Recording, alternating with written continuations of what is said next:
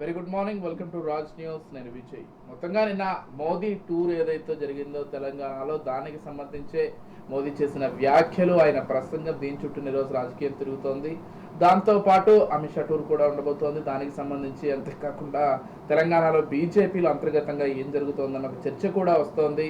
అంటే నిన్న మోదీ చేసినటువంటి వ్యాఖ్యలు ఏదైతే ఉన్నాయో ఆర్ఆర్ ట్యాక్స్ సంబంధించి వాటన్నింటిపైన, మరోవైపు ఆంధ్రప్రదేశ్లో ఉమ్మడి మేనిఫెస్టోకి సంబంధించి, ఎన్డీఏ కూటమి ఉమ్మడి మేనిఫెస్టోకి సంబంధించి, దాంతో పాటుగా రేవంత్ రెడ్డికి సంబంధించి రిజర్వేషన్ పైన ఆయన చేసినటువంటి వ్యాఖ్యలు, దానికి సంబంధించి ఢిల్లీ కోర్టు నోటీసులు, ఇక రాహుల్ గాంధీ కాంగ్రెస్ జాతీయంగా ఏ విధంగా ఉంది, ఈ అంశాలు మొత్తానికి సంబంధించి మనతో పాటు చర్చించడానికి మా పొలిటికల్ ఎడిటర్ అరవింద్ కొల్లి గారు సిద్ధంగా ఉన్నారు. వారిని అడిగి మరిన్ని విషయాలు తెలుసుకునే ప్రయత్నం చేద్దాం. అరవింద్ గారు, గుడ్ మార్నింగ్ అండి. Good morning Vijay. Yes Aravind garu, ఏ విధంగా చూడాలంటే నిన్న మోదీ టూర్కి సంబంధించి తెలంగాణ వ్యాప్తంగా అంటే ఖచ్చితంగా మోదీ వస్తున్నారంటే హైలైట్ గానే నిలుస్తుంది. తెలంగాణలో కాదు, దేశవ్యాప్తంగా ఆయన ఎక్కడికి వెళ్ళినా కానీ ఆ ఇమేజ్ ఉంది కాబట్టి ఆయన ఏ వ్యాఖ్య చేసినా హైలైట్ అవుతుంది. మనం నిన్న ఇదే షోలో ఒక విషయం మాట్లాడుకున్నాం. పాత ముఖ్యమంత్రి సొంత జిల్లాకి వెళ్తున్నటువంటి మోడీ ఏ రకమైనటువంటి పిలుపు ఇవ్వబోతున్నారు అని. కానీ ఆయన మొత్తం ఫోకస్ అంతా కాంగ్రెస్ మీద పెట్టి బీఆర్ఎస్ ని కొంచెం నెగ్లెక్ట్ చేసినట్టుగానే భావించాలి. ఫోకస్ అంతా కాంగ్రెస్ మీద పెట్టి ముఖ్యంగా ఆర్ఆర్ ట్యాక్స్ అనే ఒక పదాన్ని వాడి ఒక ఊహాగానానికి తెరలేపినటువంటి పరిస్థితి ఉంది. బహుశా ఇప్పుడున్నటువంటి పరిస్థితుల ప్రకారం ఆర్ఆర్ ట్యాక్స్ అంటే రేవంత్ రెడ్డి అండ్ రాహుల్ గాంధీ ట్యాక్స్ అనే భావించాలేమో. మొత్తం దీంతో ఢిల్లీకి ఇక్కడ నుంచి నల్లధనం పెద్ద ఎత్తున వెళ్తోంది అని కంక్లూడ్ చేయడానికి ప్రయత్నం చేశారు. అయితే ఇక్కడ ముఖ్యంగా గమనించాల్సిన అంశం ఏంటంటే మోడీ ప్రభావం, మోడీ యొక్క మాటల ప్రభావం ఎలా ఉండబోతోంది తెలంగాణ సమాజంలో అనేది కీలకంగా చర్చనీయాంశంగా ఉన్నటువంటి పరిస్థితి. ఇది ఒక పక్కన ఉంటే మరో పక్కన అమిత్ షా వస్తున్నారు ఈరోజు. అసలు అమిత్ షా ఏం చెప్పబోతున్నారు అనేది కీలకంగా. ఎందుకంటే మోడీ చేసేటటువంటి ఆరేటరీ ప్రసంగాలు అంటే మోడీ చాలా మంచి ఆరేటర్. ఆయన సూటిగా మాటలు చెప్తారు. కానీ అమిత్ షా ఇంజెక్ట్ చేయాలనుకున్న విషయాన్ని చక్కగా ఆయన ఒక స్టైల్ ఉంది. అమిత్ షా మాట్లాడి వెళ్ళినటువంటి తర్వాత దాని ప్రభావం చాలా ఎక్కువ ఉంటుంది. మోడీ ప్రభావం కూడా చాలా గణనీయమైన ప్రభావం. మోడీ ఖచ్చితంగా ప్రభావశీలమైనటువంటి నాయకులు. కానీ అమిత్ షా వచ్చి ఇంకేం మాట్లాడబోతున్నారు అనేది కీలకంగా గమనించాల్సిన అంశం. అయితే ఈ మొత్తం చర్చలో మోడీ తీసుకొచ్చినటువంటి ఆర్ఆర్ ట్యాక్స్ అనేటటువంటి క్రియేషన్ అంటే ఒక చిన్న ఎగ్జాంపుల్ చెప్తాను.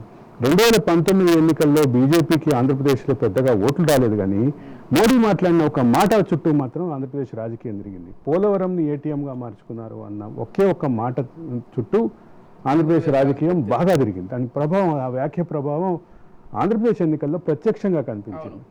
అట్లాగే అనేక సందర్భాల్లో మోడీ సంబంధించిన ఇటువంటి ఎన్నికల ప్రచార వార్తలు, ప్రచారంలో చేసేటువంటి వ్యాఖ్యలు, వాటి ఆధారంగా ఖచ్చితంగా పనిచేసినాయి. అంటే మోడీకి సంబంధించినటువంటి వ్యాఖ్యల ప్రభావం ఎట్లా ఉంటుందో చూడాలి. ఇప్పుడు అమిత్ షా ఈరోజు వస్తున్నారు కాబట్టి అమిత్ షాకి సంబంధించినటువంటి రాజకీయ యంత్రాంగం ఎటువంటి డైరెక్షన్లో వెళ్తుందో కూడా చూడాలి. అయితే ఈ మొత్తంలో ఇంకొక కీలకమైన డెవలప్మెంట్ ఏంటంటే తెలంగాణకి అంటే బీజేపీ స్టార్ క్యాంపెయినర్గా భావించే రాజాసింగ్కి షెడ్యూల్ వచ్చింది. ఆయన షెడ్యూల్లో హైదరాబాద్ నియోజకవర్గం, ఆయన ప్రాతినిధ్యం వహిస్తున్నటువంటి నియోజకవర్గంతో, అసెంబ్లీ నియోజకవర్గంతో సహా ఎక్కడ హైదరాబాద్ నియోజకవర్గంలో ఆయన ప్రచారం లేదు. చేవెళ్ళ ఉంది, కర్ణాటక ఉంది, ఇంకా మరికొన్ని పార్లమెంట్ నియోజకవర్గాల్లో ఉంది. కానీ ఈ పర్టికులర్ అంశంలో మాత్రం ఆయన ఎందుకు మౌనంగా ఉంటున్నారు, ఎందుకు దూరంగా ఉంటున్నారు? 100%. కానీ ఆయనకు సంబంధించినటువంటి షెడ్యూల్ నా దగ్గర ఉంది. నేను ఒకసారి just let me show you. Tandur Chevella పార్లమెంట్లో తాండూరు అండ్ చేవెళ్ళ కొండా విశ్వేశ్వరరెడ్డి క్యాండిడేట్కి మద్దతుగా చేస్తున్నారు. అండ్ కర్ణాటకలో గుల్బర్గా పార్లమెంట్లో గుడిమెత్తల్ అనేటటువంటి ప్రాంతంలో చేస్తున్నారు. తెలంగాణ ప్రభావం ఉంటుంది. అది రేపు. అది తర్వాత మెదక్ పార్లమెంట్లో రఘునందన్ రావుకి మద్దతుగా ప్రచారం చేయబోతున్నారు. షోలాపూర్ పార్లమెంట్ మహారాష్ట్రలో ప్రచారం చేయబోతున్నారు. అండ్ 13th తర్వాత మిగతా ప్రాంతాల్లో, మిగతా రాష్ట్రాల్లో ప్రచారం చేస్తారు. కానీ ఎక్కడ ఆయన పార్టీ ప్రాతినిధ్యం మీకు వహించినటువంటి గుర్తుందో లేదో మనం పార్లమెంట్ ఇటీవల కాలంలో కూడా నేను ఈ విషయాన్ని ప్రస్తావించాను. Yeah. మాధవీలతకు సంబంధించి ఆయన ఎందుకు ప్రచారం చేయట్లేదు, ఇష్టం లేదేమో అభ్యర్థిగా నిలబెట్టడం ఆమెని. మాధవీలత విషయంలో బీజేపీలో అంతర్గతంగా కొన్ని విభేదాలు ఉన్నప్పటికీ ఆమె వీటన్నిటిని పట్టించుకోకుండా క్యాంపెయిన్ లో దూసుకుపోతున్నటువంటి క్రమంలో బీజేపీ కార్యకర్తలు సపోర్ట్ చేయట్లేదు అనేటటువంటి వాదం మాత్రం ఖచ్చితంగా, ఆ వార్త మాత్రం ఖచ్చితంగా బలంగానే వినిపిస్తుంది. కానీ వీటన్నిటికీ సంబంధం లేకుండా ఆవిడ ప్రచారంలో ఆవిడ దూసుకుపోతున్నారు. పైగా ఆవిడకి బీజేపీ అధిష్టానం అండదండలు ఉన్నాయి. స్వయంగా మోడీ ఆవిడ గురించి ట్వీట్ చేశారు. బీజేపీ అధిష్టానం ఆవిడకి మద్దతుగా నిలిచింది. రెండో పక్క ఆర్థికమైనటువంటి ఉన్నాయి కాబట్టి ఆమె ప్రచారంలో దూసుకుపోతున్నారు. ఈ క్రమంలో తెలంగాణ బీజేపీలో ఒక క్లియర్ ఇండికేషన్ అయితే ఉంది, రాజా సింగ్ ఆమెకు సపోర్ట్ చేయట్లేదు. ఇక మిగతా నియోజకవర్గాల విషయానికి వచ్చేసరికి మోడీ పర్యటనలు, అదే సందర్భంలో నడ్డా ప్రచారం చేసి వెళ్ళారు, అమిత్ షా ఈరోజు వస్తున్నారు. కాబట్టి ఇవాళ నుంచి దాదాపు 10 రోజుల పాటు ప్రచారానికి అవకాశం ఉంది. కాబట్టి ఈ 10 రోజుల్లో తెలంగాణలో బీజేపీ ఖచ్చితంగా హీట్ పెంచాలని అయితే చూస్తోంది. పొలిటికల్ హీట్ పెంచే క్రమంలో మాక్సిమం ఓట్లు గెయిన్ చేసుకోవడానికి ఉన్నటువంటి అవకాశాలను అన్నింటినీ పరిశీలిస్తుంది. ఈ డబల్ ఆర్ ట్యాక్స్ కి సంబంధించి మోడీ అయితే కామెంట్ చేశారని ముందుగా ప్రస్తావించినట్లు ఏ విధంగా ఉండబోతుంది అంటే ఈ డబుల్ ఆర్ ట్యాక్స్ మరియు అంటే పోలవరం ఏటీఎం అనేటటువంటి మాట ఏదైతే 2019 ఎన్నికల్లో అక్కడైతే పనిచేసిందో, ఆంధ్రప్రదేశ్ ఎన్నికల్లో దాని ప్రభావం చాలా ఉంది.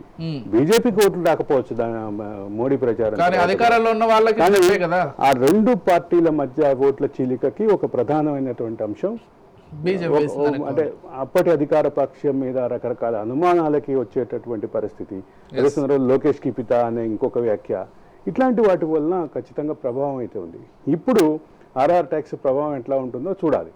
కానీ దీన్ని కౌంటర్ ఇచ్చేటటువంటి పనిలో కూడా కాంగ్రెస్ ఉంది. సరే, కాంగ్రెస్ కు సంబంధించినటువంటి విషయం ఏంటంటే కాంగ్రెస్ మరింత దూకుడుగా వెళ్తుంది. రేవంత్ రెడ్డి రిజర్వేషన్ల అంశాన్ని వేగం పెంచారు.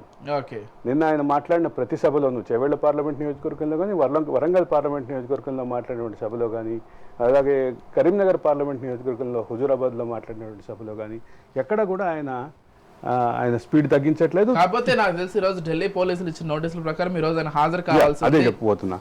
కానీ ఆయన వేగాన్ని తగ్గించట్లేదు.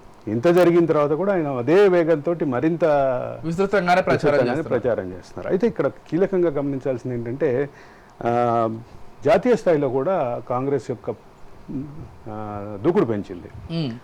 క్లియర్గా చెప్పాలంటే రాజ్యాంగ స్ఫూర్తిని, మేము రాజ్యాంగానికి అనుకూలం, బీజేపీ రాజ్యాంగానికి వ్యతిరేకం, అదే సందర్భంలో రిజర్వేషన్లకు వ్యతిరేకం అనే అంశాన్ని మాత్రం గట్టిగా ముందుకు తీసుకెళ్ళడానికి రాహుల్ గాంధీ కూడా రాజ్యాంగాన్ని ప్రతి సభకి తీసుకెళ్లాలి అని ఆయన సభలో చూపిస్తూ మాట్లాడారు. ప్రతి చోట రాజ్యాంగ ప్రతిని చూపిస్తూ రాజ్యాంగ స్ఫూర్తికి మేము కట్టుబడి ఉన్నాం, బీజేపీ రాజ్యాంగ స్ఫూర్తికి వ్యతిరేకం అనే వాదాన్ని గట్టిగా తీసుకెళ్ళడానికి ప్రయత్నం చేస్తున్నారు. ఒకటైతే క్లియర్, దేశంలో అన్ని చోట్ల రాజకీయ పార్టీలు దూకుడైతే పెంచినాయి, ఇక్కడ తెలంగాణలో మరింత దూకుడుగా వెళ్తున్నటువంటి పరిస్థితి. ఎందుకు అంటే ఒక పక్క మోడీ, అమిత్ షా, నడ్డాల పర్యటనలతోటి భారతీయ జనతా పార్టీ వేగంగా వెళ్తుంది. అదే సందర్భంలో షార్ప్ షూటర్లు అయినటువంటి బండి సంజయ్ కానీ, రఘునందన్ రావు కానీ, వీళ్ళందరూ వ్యాఖ్యానాలు, వీళ్ళందరి కామెంట్స్ తోటి ఖచ్చితంగా పొలిటికల్ హీట్ అయితే పెంచుతున్నారు.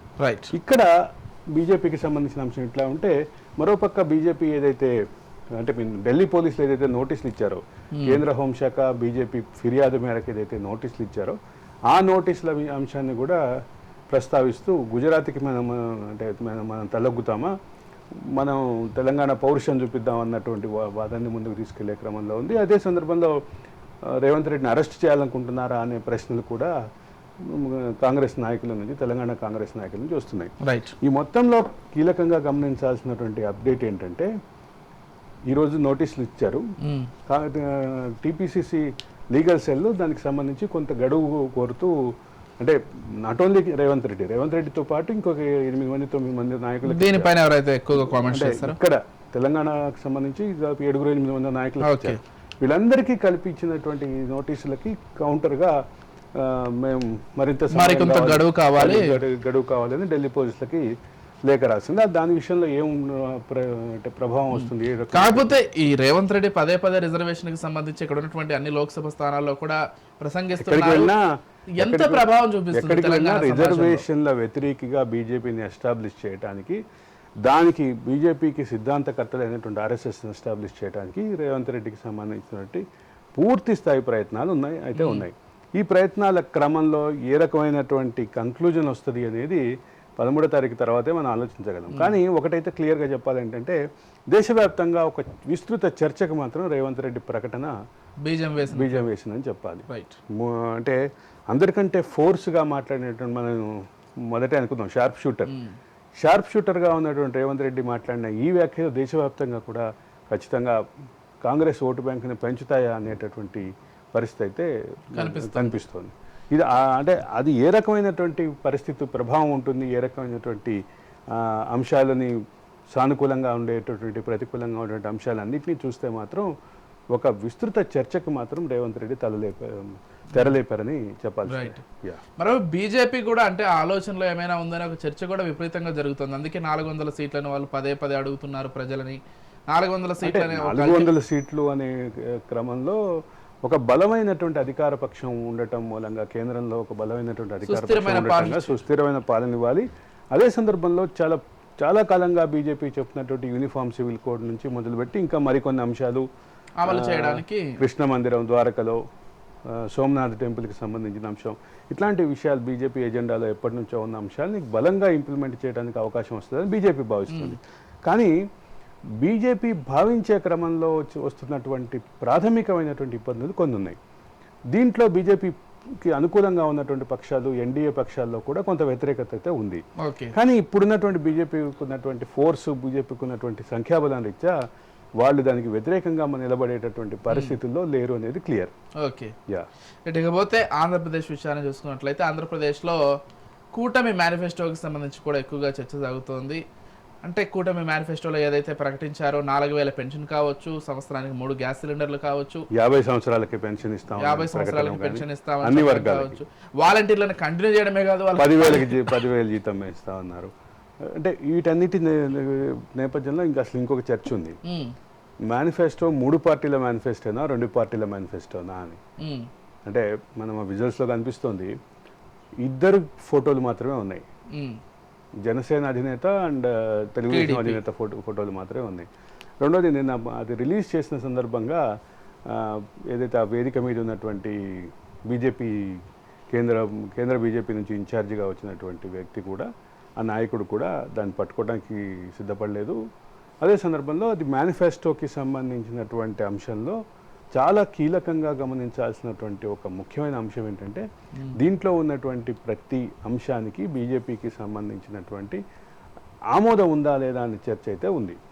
అయితే దీన్ని సమర్థించడానికి తెలుగుదేశం కానీ కొంతమంది మేధావులు కానీ చేసినటువంటి ప్రయత్నం ఏంటంటే అసలు ఇది మొదటి నుంచి కూడా ఎన్డీఏ ఓవరాల్ మేనిఫెస్టో బీజేపీ దానికి తగ్గట్టుగా ఏ రాష్ట్రం మేనిఫెస్టో ఆ రాష్ట్రంలో అంటే స్థానిక ఎన్డీఏ కూటమి చేసుకుంటుంది. దానికి ఎన్డీఏ కూటమి భాగస్వాములుగా ఎన్డీఏ కూటమిని లీడ్ చేసిన వాళ్ళుగా మా అనుమతి, మా ఆమోదం, మా అంగీకారం ఉన్నట్లుగానే భావించాలి అని బీజేపీ ఫీలింగ్ అని ఒక వాదం అయితే ప్రచారంలో ఉంది. కానీ చాలా క్లియర్గా కనిపిస్తుంది ఏంటంటే ఈ ప్రజాగళం ఉమ్మడి మేనిఫెస్టో అనేది ఖచ్చితంగా ఆ మేనిఫెస్టోకి సంబంధించినటువంటి బ్యాక్గ్రౌండ్లో కట్టినటువంటి ఫ్లెక్సీలో కానీ ఆ మేనిఫెస్టో మీద కానీ అదే సందర్భంలో నిరాకరించడం మీద కానీ దీని మీద రకరకాల అనుమానాలు అయితే ఉన్నాయి. అనుమానాలే కాదు, క్లియర్గా కనిపిస్తుంది కూడా. అయితే దీన్ని సానుకూలంగా మలుచుకోవడానికి ఒక వర్గం ప్రయత్నిస్తుంటే దీన్ని సమర్థించడానికి మరో వర్గం రంగంలో దిగింది. ఇక్కడ ఏమీ లేదు, ఎక్కువ అంటే మామూలు ఒక ప్రైమరీ క్వశ్చన్, ప్రాథమికమైనటువంటి ప్రశ్న వస్తుంది, 3 ఫోటోలు ఎందుకు లేవు, మోడీ ఫోటో ఎందుకు లేదు, మొదటి అంశం. రెండో అంశం కనీసం బ్యాక్గ్రౌండ్ లో ఉన్నటువంటి ఫ్లెక్సీ మీద కూడా ఎక్కడ ఇమేజ్ లేదు, రెండో అంశం. మూడో అంశం ఆ ప్రతినిధి దాన్ని పట్టుకోవడానికి కూడా నిరాకరించటం, ఆయన క్లియర్గా చెయ్యి అడ్డంగా వద్దు అని చెప్పి ఊపటం, అంటే కొంచెం దూరంగా భౌతికంగా కూడా కొంచెం దూరంగా ఉండటం. ఈ భౌతిక దూరం చూస్తే వీటన్నిటిని చూస్తే మానసికంగా కూడా ఎన్డీఏ కూటమితోటి బీజేపీ మానసికంగా కూడా దూరం అవుతుందా, దూరంగా ఉందా కూటమిలో భాగంగా టీడీపీ జనసేనతో కొంచెం అంటే దూరంగా కీలకంగా ఏంటంటే గ్రౌండ్ లో పనిచేస్తున్నటువంటి వివిధ వర్గాల నాయకులు వీళ్ళందరికీ సంబంధించిన ఫీడ్బ్యాక్ ఏమైనా నెగిటివ్గా ఉంది అంటే నెగిటివ్ ఇన్ ద సెన్స్ వాళ్ళు పోటీ చేసినటువంటి నియోజకవర్గాల్లో ఈ రెండు పార్టీల ఓటు ట్రాన్స్ఫర్కి సంబంధించి ఏమన్నా అనుమానాలు ఉన్నాయా, ఇవన్నీ సహజంగానే వస్తాయి. మరోవర్ అసలు రాష్ట్ర అధ్యక్షురాలుగా ఉన్నటువంటి పురంధేశ్వరి ప్రమేయం లేకుండా ఇదంతా అంటే ఇక్కడ ప్రధానంగా గమనించాల్సింది ఏంటంటే పురంధరేశ్వరి చంద్రబాబుకున్నటువంటి బంధుత్వం కారణంగా పురంధరేశ్వరి మొత్తం బీజేపీని తీసుకెళ్లి చంద్రబాబు తాకట్టు పెడుతుంది అని ఒక వాదన విమర్శలు ఉన్నాయి. కాబట్టి ఆవిడ బహుశా ఉద్దేశపూర్వకంగానే దూరంగా ఉండుండొచ్చు. కానీ ఇక్కడ ఒక ప్రధానమైన అంశం ఏంటంటే నిజంగానే ఎన్డీఏ కూటమిలో ఓటు ట్రాన్స్ఫర్ ఉందా, ఎన్డీఏ కూటమి అందరూ ముగ్గురు కలిసి పనిచేస్తున్నారా అనేటటువంటి అంశం కొన్ని అనుమానాలు ఉన్నాయి. వీటికి సమాధానం ఎప్పుడు దొరుకుతుంది అంటే మోడీ సభలోనే దొరుకుతుంది. మళ్ళీ ఇక్కడ మోడీ దగ్గరే ఆగుతుంది. మోడీ రాబోతున్నారు కాబట్టి మోడీకి సంబంధించినటువంటి మోడీ సభలు రాజంపేటలో, విజయవాడలో, అట్లాగే అనకాపల్లిలో, ఇంకో చోట రాజమండ్రిలో, ఈ 4 చోట్ల జరగబోతున్నాయి. 4 చోట్లలో 3 బీజేపీ పోటీ చేస్తున్నటువంటి పార్లమెంట్ స్థానాలు. అనకాపల్లిలో సీఎం రమేష్ పోటీ చేస్తున్నారు, రాజమండ్రిలో పురంధరేశ్వరి స్వయంగా పోటీ చేస్తున్నారు, రాజంపేటలో మాజీ ముఖ్యమంత్రి కిరణ్ కుమార్ రెడ్డి పోటీ చేస్తున్నారు. ఇక విజయవాడ మాత్రం తెలుగుదేశం పోటీ చేస్తున్నటువంటి నియోజకవర్గం. కాబట్టి ఈ 4 సభల తర్వాతే దీనికి సంబంధించిన క్లారిటీ వచ్చేది. మానసికంగా కూడా దూరం అయ్యారా, లేదంటే దాని వరకు భౌతికంగా పూర్తిగా క్లారిటీ రావాలి అంటే మనం ఖచ్చితంగా దీనికి సంబంధించి వెయిట్ చేయాలి. దీంతో పాటు మనం ప్రతిరోజు ఏదో ఒక రూపాన ఆ చర్చను తీసుకొస్తున్నాం, ఎందుకంటే ఎక్కువగా చర్చ జరుగుతోంది కాబట్టి. షర్మిల నిన్న కూడా కొన్ని వ్యాఖ్యలు చేశారు. జగన్మోహన్ రెడ్డి నన్నేమో అన్నారు, చంద్రబాబు రిమోట్ కంట్రోల్లో నేనున్నానని. కాకపోతే ఆయన 2 రిమోట్ కంట్రోల్లో ఉన్నారు. ఒకటి కేంద్రంలో ఉన్న బీజేపీ, ఇంకొకటి రాష్ట్రంలో అదే బీతో స్టార్ట్ అయ్యేటువంటి ఇంకొక వ్యక్తి చేతిలో ఉన్న అదే కుటుంబంలో, ఆయన కుటుంబంలో ఉన్నటువంటి బి. అంటే ఇప్పుడు ఆర్ఆర్ ట్యాక్స్ గురించి ఏదైతే మోడీ మాట్లాడితే క్లియర్గా ఏదైతే అర్థమవుతుందో, అట్లాగే జగన్మోహన్ రెడ్డి కుటుంబంలో బీతో ప్రారంభమయ్యేటటువంటి వ్యక్తి ఎవరు? ఆయన భార్య భారతే కదా. అవును, ఆయన భారతి కంట్రోల్లో ఉన్నారు అని ఎస్టాబ్లిష్ చేయడానికి బాగా ప్రయత్నం చేస్తున్నారు షర్మిల.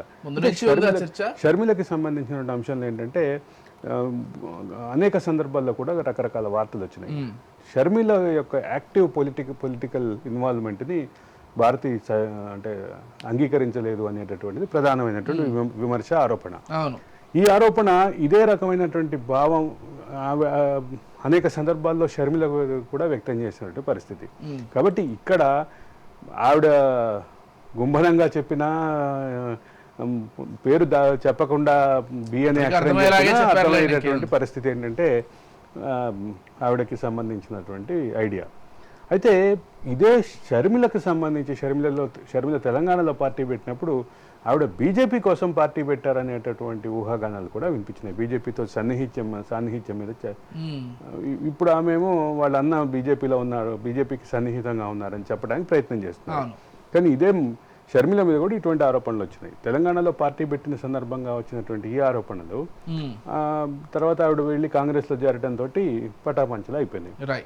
సో ఈ ఆరోపణలు వీటన్నిటినీ బేస్ చేసుకొని మనం రాజకీయాల్ని కంక్లూడ్ చేసుకోలేము. కానీ పొలిటికల్ థింకింగ్, పొలిటికల్ ఐడియాలజీ అనేది స్టాటిక్గా ఉంటుంది, స్టాటిక్గా ఉండదు, డైనమిక్గా ఉంటుంది, ఎప్పటికప్పుడు మారుతూ ఉంటుంది. ఈరోజు అంటే కాంగ్రెస్ని విమర్శించినటువంటి, ముఖ్యంగా రేవంత్ రెడ్డిని విమర్శించినటువంటి షర్మిల, రేవంత్ రెడ్డి కాంగ్రెస్ ప్రయాణాన్ని, అదే సందర్భంలో కాంగ్రెస్ యొక్క ఇంటిగ్రిటీని ప్రశ్నించేటువంటి షర్మిల ఈరోజు టీపీసీసీ అధ్యక్షురాలయ్యారు, ఏపీసీసీ అధ్యక్షురాలయ్యారు. అదే సందర్భంలో టీపీసీసీ అధ్యక్షుడిగా ఉన్నటువంటి రేవంత్ రెడ్డి ఆవిడ ముఖ్యమంత్రిని చేస్తా అని చెప్పి హామీ ఇచ్చారు.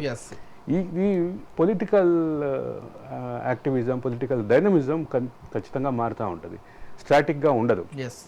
ఈ నేపథ్యంలోనే వస్తున్నటువంటి ప్రధానమైనటువంటి విమర్శ ఏంటి? జగన్మోహన్ రెడ్డి బీజేపీకి అనుకూలంగా ఉన్నారు. అంటే ఆంధ్రప్రదేశ్ రాజకీయాల్లో యాక్టివ్గా సీట్లు తెచ్చుకునేటటువంటి వాళ్ళు బీజేపీకి అనుకూలంగా లేనిది ఎవరు? అంతే కదా. ఇప్పుడు ఆంధ్రప్రదేశ్లో 25 సీట్లుంటే అవి ఎవరు గెలిచినా ఎన్డీఏకే అనుకూలంగా వస్తాయి అనే విషయంలో దేశ రాజకీయాల్లో ఢిల్లీలో చర్చ ఏంటి మొన్న ఏదో నేషనల్ ఛానల్ కూడా దీని మీద డిబేట్ పెడితే ఆంధ్రప్రదేశ్లో టీడీపీ గెలుచుకున్నా వైసీపీ గెలుచుకున్నా జనసేన గెలిచినా అదే సందర్భంలో డైరెక్ట్గా బీజేపీ గెలిచిన ఎవరు గెలిచినా చివరికి సీట్లు మాత్రం ఖచ్చితంగా ఎన్డీఏకే అనేటటువంటిది అంశం ఉంది. ఇప్పుడు జగన్మోహన్ రెడ్డి కాంగ్రెస్కి దూరంగా ఉన్నారు, చంద్రబాబు కాంగ్రెస్ తోటి సెయిల్ అవ్వలేని పరిస్థితిలో ఉన్నారు. కాబట్టి ఖచ్చితంగా బీజేపీ ఒక కాంగ్రెస్ కూటమి ఇండియా కూటమి ప్రత్యక్షంగా గెలుచుకునే అవకాశం ఉన్న సీట్లు ఏమన్నా ఉంటే అవి మాత్రమే ఇండియా కూటమితో ఉంటాయి. ఆ ఇండియా కూటమికి కూడా ఉన్నటువంటి ప్రధానమైనటువంటి అవకాశాలు కూడా ఏంటంటే అంటే ఒక పక్క షర్మిల స్వయంగా పోటీ చేస్తున్నారు కాబట్టి ఆమెకు సంబంధించిన ప్రభావం ఏ మేరకు ఉంటుంది అనేది చూడాలి. రైట్. పోతే నిన్న లోకేష్ కొన్ని వ్యాఖ్యలు చేశారు. కొంతమంది మీడియా పర్సన్స్ ఆయన అడిగినప్పుడు ప్రత్యేక హోదా గురించి, ప్రత్యేక హోదా అనే కాన్సెప్ట్ ఇప్పుడు దేశంలో లేదు, ప్రత్యేక ఇన్సెంటివ్స్ వాటి కోసం అయితే మా ప్రయత్నం జరుగుతుందంటూ చెప్పారు. అండ్ ఆంధ్రప్రదేశ్కి సంబంధించినటువంటి కొన్ని ప్రత్యేకమైనటువంటి డిమాండ్లు ఉన్నాయి.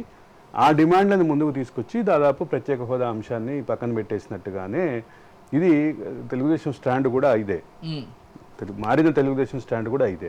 కానీ మళ్ళా అనుకోకుండా 2019 ఎన్నికలకు ముందు మళ్ళా ముందుకు తీసుకొచ్చి ఈ అంశాన్ని తీసుకొచ్చారు. కానీ చివరికి ఎక్కడ ఆగింది సబ్జెక్టు?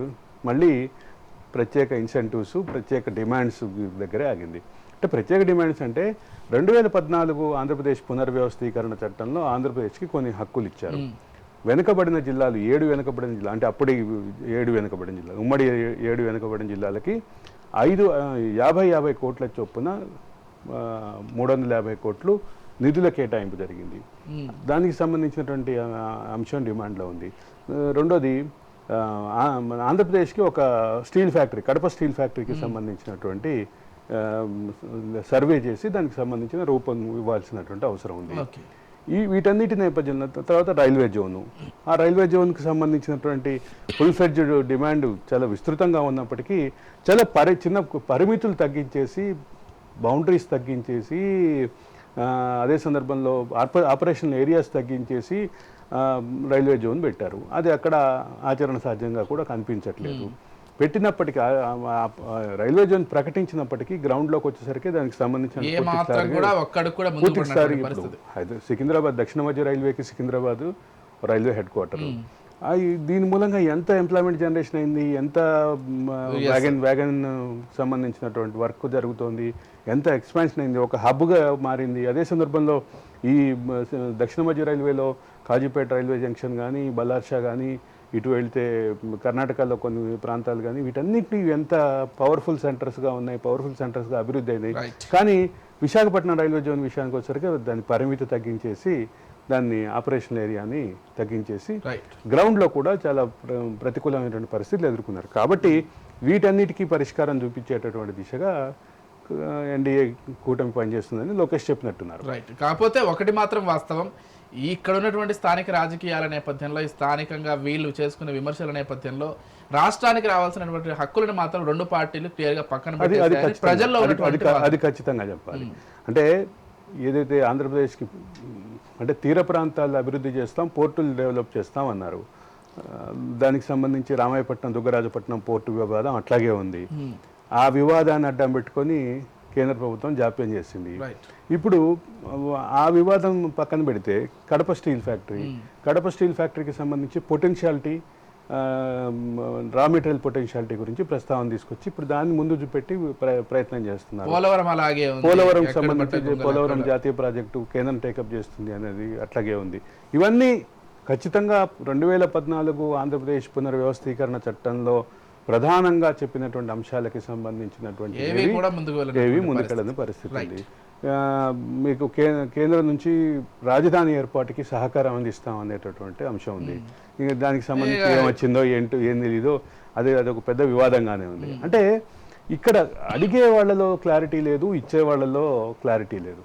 కాబట్టి దీనికి సంబంధించిన రాజకీయ వివాదం మూలంగానే ఆంధ్రప్రదేశ్కి సంబంధించిన అట్లా ఆగిపోయినాయి. కాబట్టి ఇప్పుడు దానికి పొలిటికల్ సొల్యూషన్ వస్తుందేమో చూడాలి.